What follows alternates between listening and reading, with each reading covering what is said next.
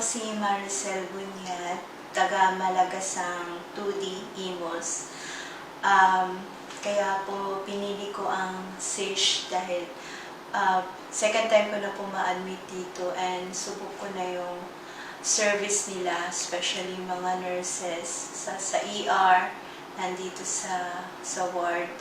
So, ba't pa ako pupunta sa iba na alam ko naman na asikaso ako dito. And pasalamat po ako kay Dr. Cantada ever since nung first day na nagpa-check up ako sa kanya. And nung na-admit ako rito, asikaso niya po ako. Halos everyday binibisita niya ako to check kung nawala na yung pain sa lower abdomen ko. So, thank you po, nurses, Dr. Cantada, and the management.